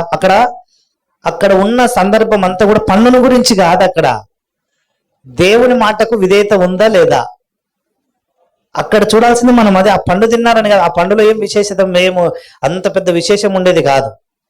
ఒక మాటలో చెప్పండి, దేవుడు రాయించాడు. అయినప్పటికీ అక్కడ మనం చూడాల్సింది లోకానుసారమైన దృష్టితో కాదు, కానీ ఆత్మ సంబంధమైన దృష్టితో. దేవుడు చెప్పిన మాట వినింటే ఒక జీవితం, వినని కారణం చేత ఇంకొక జీవితం. ఇప్పుడు ఏమైపోయిందంట, మనము సర్పాలను చూస్తే ఆడుంటాం, యాన్నో భయపడి పారిపోతూ ఉన్నాం. మనం వాటిని ఏలాలా, కానీ ఇప్పుడు ఏం చేస్తూ ఉన్నాయంట? అవి మనల్ని ఏళ్తా ఉన్నాయి. కాబట్టి మనము చూస్తే దేవుణ్ణి విడిచిపెడితే ఏం చేస్తుందంట? చిన్నవే మనల్ని ఏల్తాయి. చిన్నవే, ఎంత చిన్నవే కదా. తేలు ఎంత ఉంటుందండి? అంత ఉంటుంది మనలో కదా, అంత ఉంటుంది. దాన్ని చూస్తే భయపడతాం. దేవుడు ఏమన్నాడు? నేను చెప్తాను, మీరు వాటిని ఏలండి అన్నాడు. ఆ రోజు ఆదాము యొక్క హవ్వల యొక్క పరిపాలన సరిగా లేదు కాబట్టి, వారు పాడైపోతూ వచ్చారు కాబట్టి, వారు సర్పము వశమైపోతూ వచ్చారు కాబట్టి, ఈ దినం మనం ఏం చేయలేకపోతున్నాం? ఏలలేకపోతూ ఉన్నాం. కాబట్టి మొట్టమొదటి అనుభవం, ఆదాము హవ్వలు ఏం చేస్తూ వచ్చారు? దేవుని విడిచిపెట్టారు. వారు ఏమైపోతూ వచ్చారంట? ఏలబడవలసిన వారు ఇతరుల చేత ఏలబడతా ఉన్నారు. అది మొట్టమొదటి అనుభవం. రెండో వ్యక్తి నేను మీకు పరిచయం చేస్తాను. రెండవ వ్యక్తి ఎవరంట? ఆయన ఒక ప్రవక్త. ఆ ప్రవక్త పేరు ఏం పేరంట? యోనా. అందరికీ తెలుసు కదా, బైబిల్లో 2 అక్షరాలు. చాలా ఇష్టం చాలా మందికి, ఎందుకంటే 2 అక్షరాలు. సింపుల్ గా పలకచ్చు, సింపుల్ గా మన పేరు మనం రాసుకోవచ్చు అని యోనా అని పెట్టుకుంటారు. యోనా ఏంటంట? యోనా తన జీవితంలో దేవుడు ఎక్కడికి పోమన్నాడు అండి? ఎక్కడికి పోమన్నాడు? నినివేకి పోమన్నాడు. కానీ ఆయన ఎక్కడికి వెళ్ళాడంట? తర్షీషుకు పోయినాడంట. ఒక మాటలో చెప్పాలంటే, ఒకవేళ నినివే అన్నది దక్షిణం వైపు ఉంటే ఆయన ఎటువైపు పోయినాడంట? ఉత్తరం వైపు పోయినాడంట. ఎందుకంటే పొరపాటున ఇట్లా పోయినాడు అనుకో, ఒకవేళ ఎక్కడ ఈ పడమరకి వెళ్ళిపోయినాడు. ఎక్కడ దేవుడు చిన్న గాలి పెట్టి అట తిప్పుతాడో అని వ్యతిరేక దిశలో పోయినాడు. దేవుడు వదిలిపెట్టినాడా? వదిలిపెట్టలేదు. దేవుణ్ణి మరచిపోతాం మనం కూడా కొన్నిసార్లు.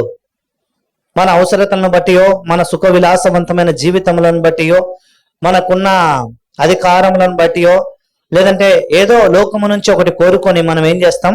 దేవుణ్ణి విడిచిపెడతాం. యోనా కూడా తన జీవితంలో ఏం చేస్తా వచ్చాంట? దేవుని విడిచిపెట్టినాడు అంతే. దేవుని విడిచిపెట్టినప్పుడు దేవుడు యోనాను విడిచిపెట్టినాడా? విడిచిపెట్టలేదు. దేవుడు యోనాను పట్టుకున్నాడు. చూడండి, మనము దేవుణ్ణి పట్టుకుంటేనేమో చాలా మేలు, దేవుడు మనల్ని పట్టుకుంటే చాలా బాధ కలిగిస్తుంది అది. అవునా కదండి? ఒక మాట చెప్తే ఈ మాట మనకు అర్థం అయిపోద్ది. ఉదాహరణకి చూస్తే ఐగుప్తీయుల జీవితంలో ఐగుప్తీయులు ఏం చేస్తా వచ్చా అంటే దేవుని చేత పీడింపబడతా వచ్చినారంట. అందుకే చిట్ట చివరిగా ఐగుప్తీయులు ఉన్న ప్రతి ఒక్కడు అన్నాడంట, ఏమని తెలుసా? అయ్యా ఫరో రాజుగారు, ఎందుకు ఇశ్రాయేలీయులు మన దగ్గర ఇల్లు ఉండడం, వీళ్ళు మనకు ఎట్లున్నంటే కళ్ళకు ముళ్ళలాగా ఉన్నారు అని అన్నారు కదా. అంటే ఏంటి అర్థము? వీళ్ళు మనల్ని బాధ పెడతా ఉన్నారు. ఎందుకు వీళ్ళు నేను పెట్టుకొని మనం ఏం సాధించాలా? నా ఇంట్లో కొడుకు చచ్చిపోయా, నీ ఇంట్లో కొడుకు చచ్చిపోయా, మన దేశంలో శవం లేని ఇల్లే లేదు. అట్లాంటప్పుడు అంత బాధపడితే మనం వాళ్ళని ఉంచుకోవాల్సిన పని ఏముంది? పంపించేయి అని అన్నారు లేదా? పంపించేసినారు. అయితే ఆ సందర్భం చూడండి, దేవుడు ఒక వ్యక్తిని పట్టుకుంటే ఏమవుతాడు? ఈ మాట మనకు అర్థం అవ్వాలంటే దాదాపుగా ఒక 2-3 సంవత్సరాల క్రితం నేను ఒక మాట చెప్పాను.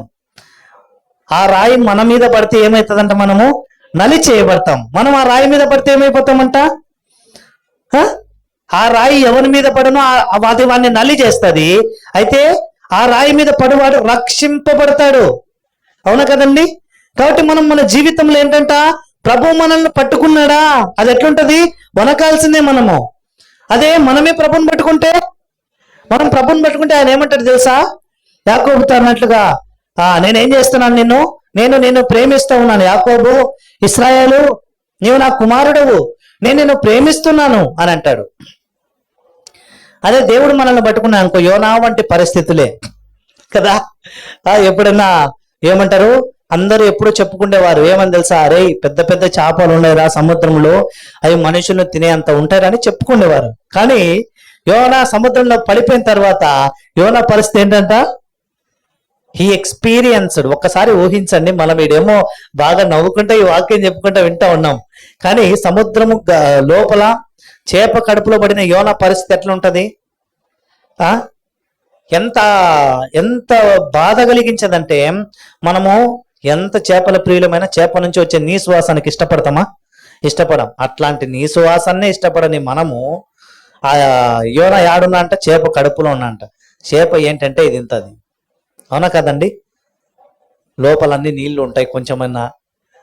దాని డైజెస్టివ్ సిస్టంలో, ఇప్పుడు మన డైజెస్టివ్ సిస్టంలోనే ఎన్నో యాసిడ్స్ ఎంతో అవి ఉండటం వల్లే మనం తిన్న ఫుడ్ ఏదైనా అరిగించేస్తాయి. మరి దాని పరిస్థితి ఏంది? దానికి ఉండవా? పొరపాటున యాసిడ్స్ రిలీజ్ అయినాయి అనుకో, లోపల ఉన్న యోనా పరిస్థితి ఏంది? యోనా బ్రతికుంటాడా? యోనా బ్రతికుండాడు. కాబట్టి దేవుణ్ణి నువ్వు పట్టుకున్నావా, నీకేమి ఆపదే కలగదు. పొరపాటున దేవుడు నిన్ను పట్టుకున్నాడా, నువ్వు దేవుని దగ్గరికి వచ్చేదాకా నిన్ను ఏం చేస్తాడంట? నలిపేస్తాడు. ఏం చేస్తాడు? నలిపేస్తాడు. ఇది రెండవ అనుభవం. మొదటి అనుభవం ఎవరిదంట? ఆదాము హవ్వలు. వారు దేవుణ్ణి విడిచిపెట్టారు. ఏలబడవలసిన వారు ఇతరుల చేత ఏలబడతా ఉన్నారు. రెండవ దేవుడంట యోనా తన జీవితంలో దేవుణ్ణి విడిచిపెట్టినాడు.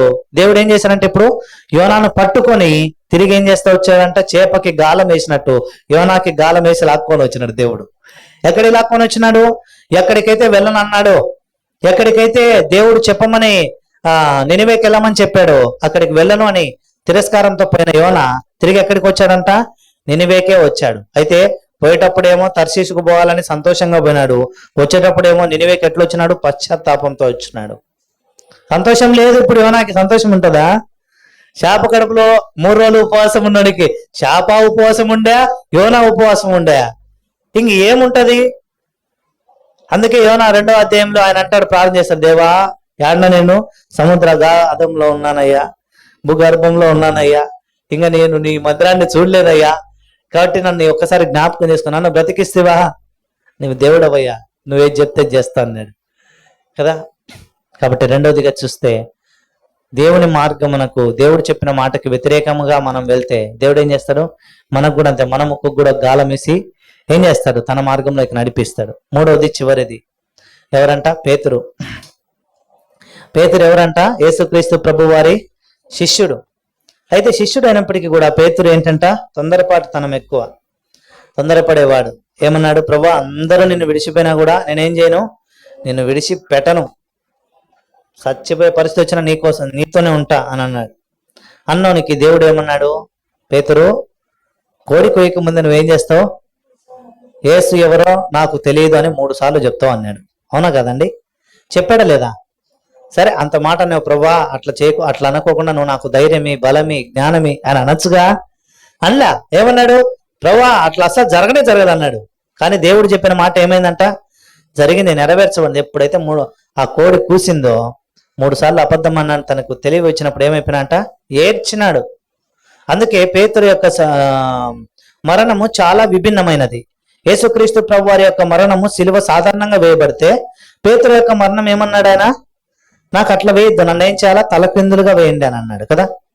కాబట్టి మనము చూస్తే ఆ అనుభవం ఏంటంటే, ఇవి 3 విభిన్నమైన స్వభావాలు అయినప్పటికీ కూడా దేవుణ్ణి విడిచిపెట్టినప్పుడు వారికి కలిగిన పర్యవస్థానాలు చూస్తే ఎంతో విషాదకరమైనవి. ప్రియమైన సోదరుడా, ప్రియమైన సోదరి, నీ చుట్టూ ఎవరున్నా ఎవరు లేకపోయినా, నా చుట్టూ ఎవరున్నా ఎవరు లేకపోయినా, మనం దేవుణ్ణి పట్టుకోగలిగితే మన దేవుడు ఏం చేస్తారంట? మనల్ని ఆయన విడిచిపెట్టాడు మనుషుల వలె. ఆయన మనల్ని నడిపించే దేవుడు, ఆయన మనల్ని ఓదార్చే దేవుడు, ఆయన మనకి మేలు చేసే దేవుడు, ఆశీర్వదించే దేవుడు కూడా. మనల్ని సరైన మార్గంలో నడిపిస్తాడు.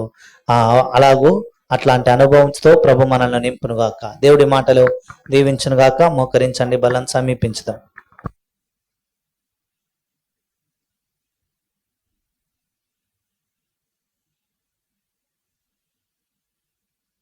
ప్రేమగల తండ్రి, జీవంగల దేవ, మరి ఒక పర్యాయం స్తోత్రమయ్యా. గడిచిన దేవా కాలమంతా మీరు కాచి కాపాడారు, స్తుతించగలుగుతున్నాం. ప్రత్యేకించి దేవా బలం సమీపించడానికి మీరు ఇచ్చిన మీ కృపకై స్తోత్రాలు. దేవా యోగ్యకరమైన రీతిలో పాలు పొందుటకు మీ కృపను అనుగ్రహిస్తూ రావాల్సిందిగా ప్రార్థన చేస్తున్నాం. అట్లు ఎవరు అయోగ్యంగా అపాత్రులుగా పాలు పొందకుండా మీరే సహాయము చేయమని చెప్పబడిన మాటలు దేవా నెమరు వేసుకొని పాలు పొందుటకు సహాయము చేయమని యేసే నామమున ప్రార్థించడి బ్రతిమాలి వేడుచున్నాం తండ్రి. ఆమేన్.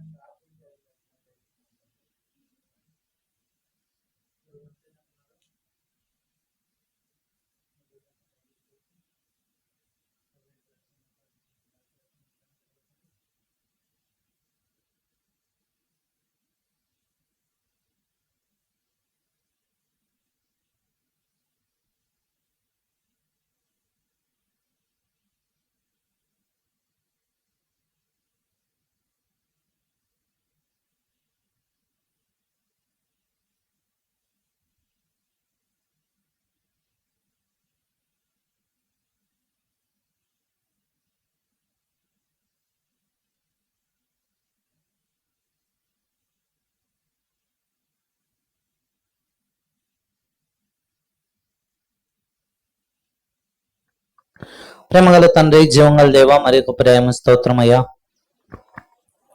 ఎవరు ఐక్యంగా పాలు పొందారు వారిని క్షమించండి, మరి ఒక తరుణాన్ని అనుగ్రహించండి. మిగిలిన రొట్టె ద్రాక్ష రసం అనేకులను చేర్చబడవలసిన వారిని సూచిస్తూ ఉండగా అనేకులను రక్షణ ఆనందముతో నింపుతురండి. బేతెల్ సరిహద్దులను విశాలపరచండి. అట్లు సీనన్న కుటుంబాన్ని కరుణించండి. అన్న చేస్తున్న పనులు తోడుగునండి. నిహారికను కరుణించండి, మంచి ఆరోగ్యం దయచేయండి. స్మైలీని దేవా అట్లు తిరిగి మా తండ్రి జాన్ను మంచి ఆరోగ్యంతో నింపి బలపరచండి. రాజన్నం బట్టి స్తోత్రాలు. దేవా పండును కరుణించుము. దేవా అట్లా ప్రభాస్ లేని లోటును మీరే దూరం చేయండి. కుటుంబాన్ని ఆదరించండి. అట్లా వైష్ణవేని మంచి ఆరోగ్యంతో నింపండి. చదువు విషయంలో మీరే ద్వారాలు తెరవండి. దేవా అట్లు కులయమ్మక కుటుంబాన్ని కరుణించి బలపరచండి. కుమార్తె శిరీష కొరకు ప్రార్థన చేస్తున్నాం. బాబు కొరకు ప్రార్థన చేస్తున్నాం. లోబడి దేవా చదువుకోవడానికి వెళ్ళగలిగే మనసును దయచేయండి. అమ్మనవును కరుణించము. అతను మామను బలపరచము. దేవా మంచి ఆరోగ్యం దయచేయండి. చిన్న భవిష్యత్తు కొరకు ప్రార్థన చేస్తుండగా సహాయం చేయండి. శిరోమజేజని కరుణించము. మంచి ఆరోగ్యం దయచేయము. మీ దాసరాలు నన్ను కరుణించండి. ఎరువుని సంపూర్ణమైన బహుమానం కొరకు సిద్ధపరచండి. దేవా మీరు ఇచ్చిన పరిచయలు నమ్మకంగా ముందుకు సాగలుటకు సహాయం చేయండి. మా చేతి వృత్తులను మీరు ఆశీర్వదిస్తూ రావాల్సిందిగా ప్రార్థన చేస్తున్నాం. అట్లు దేవరాజును బట్టి స్తోత్రాలయ కరుణించండి. క్రియేటిన్ పర్సంటేజ్ తగ్గగలుగుతూ వచ్చింది. ఉన్న తండ్రి ప్రభా ఆ క్రియేటిన్ పర్సంటేజ్ కూడా తగ్గి మంచి ఆరోగ్యంతో నింపబడేలాగా మీరు సహాయం చేయండి. డయాలసిస్ నుంచి తప్పించారు, స్తోత్రాలు. మీరు ఏదైనా చేయగలరని నమ్ముతున్నాము. మీరే సహాయం చేయండి. దేవాట్లో విశ్వనాథ్ కొరకు ప్రార్థన చేస్తున్నాం. దేవా సహోదరుడు క్యాన్సర్తో బాధపడుతూ ఉన్నాడు, కీమోస్కి వెళ్తూ ఉన్నాడు. ముట్టండి, తాకండి, మంచి ఆరోగ్యం దయచేయండి. దేవా మీరే మంచి ఆరోగ్యం దయచేసి మీ ద్వారా తండ్రి సంతోషముగా జీవించగలిగే ఆధిక్యతలోనికి నడిపించండి. పెదమామను కరుణించుము. దేవా మంచానికి పరిమితమైన మంచి ఆరోగ్యం దయచేయండి. మీ చిత్తమైతే తిరిగి మంచి ఆయుష్ను మీరు దయచేస్తూ రావాల్సిందిగా ప్రార్థన చేస్తున్నాం. సహోదరి రాణి కొరకై ప్రార్థన చేస్తున్నాం. కరుణించండి, కుటుంబాన్ని తిరిగి బలపరచండి. దేవా సహోదరికి మంచి ఆరోగ్యం దయచేయండి. మీరే బలపరచమని వందనాలు చెల్లిస్తే నామం స్తుతించి ప్రార్థించడి బ్రతిమాలి వేడుచున్నాం తండ్రి. ఆమేన్.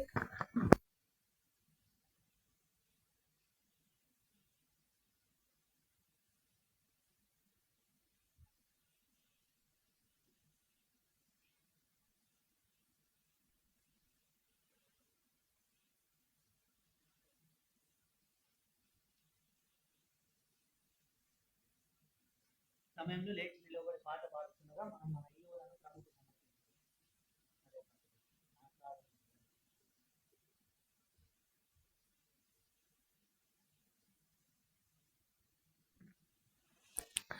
మాట్లాడుము జీవము గల దేవ.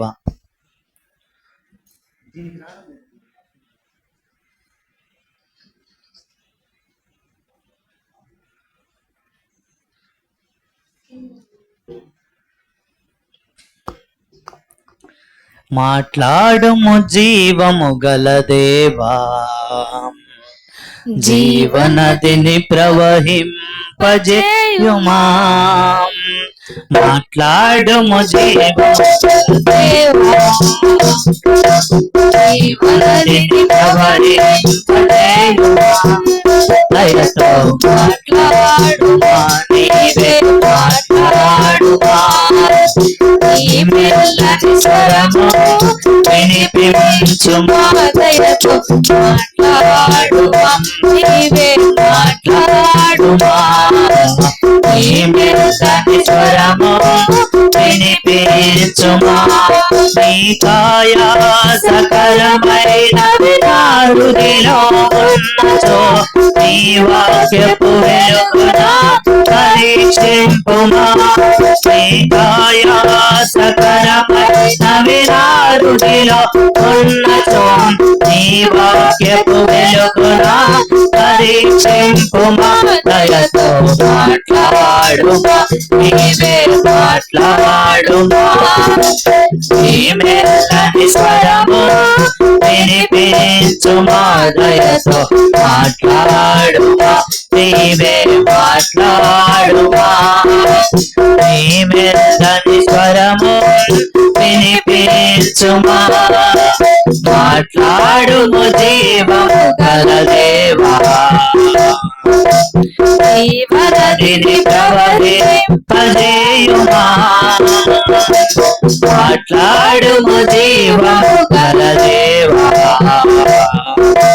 జీవనదిని ప్రవహింపజేయుమా దయతో మాట్లాడుమా నీవే మాట్లాడుమా నీ మెల్లని స్వరము వినిపించుమా దయతో మాట్లాడుమా నీవే మాట్లాడుమా నీ మెల్లని స్వరము వినిపించుమా.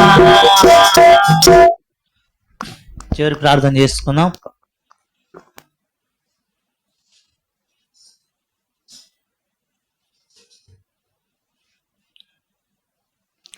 మమ్మల్ని ఎంతగానో ప్రేమిస్తున్నాం మిక్కిలి ప్రియ పరలోకపు తండ్రి, మరి ఒక పర్యాయము స్తోత్రమయ్య. ఇంతవరకు మీరు చూపిన మీ మహాకృప ప్రేమను బట్టి వాత్సల్యమును బట్టి వేలాది స్తోత్రాలు చెల్లిస్తున్నామయ్యా.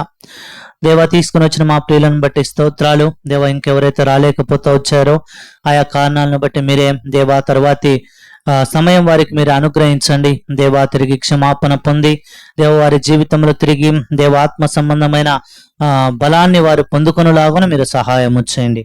ఇంకా మాకు తెలియకుండా ఎవరైతే బలహీనంగా అనారోగ్యంగా రోగముతో ఉన్నారో దేవ ఇబ్బందుల్లో ఉన్నారో వారిని మీరే కరుణించి సమకూర్చండి. దేవ అట్లా ప్రత్యేకించి దేవ బేతేలు యొక్క సరిహద్దులను మీరే విశాలపరచమని వందనము చెల్లిస్తూ మీరు అక్కడ ఆలస్యమైతే మరి ఒక పర్యాయం మేమందరం కలిసి మీ నామమును గణపరచే వారంగా ఉండటకు కృపనిమ్మని యేసుక్రీస్తు నామమున స్తుతించి ప్రార్థించి అడిగి బ్రతిమాలి వేడుచున్నాం తండ్రి. ఆమె తండ్రి యొక్క కుమారుని యొక్కయు పరిశుద్ధ ఆత్మ యొక్క అన్యోన్య సహవాసం ఇక్కడ చేరిన మనకును సకల పరిశుద్ధులకును ఇప్పుడు నెల్లప్పుడు సదాకాలము తోడై ఉండునుగాక.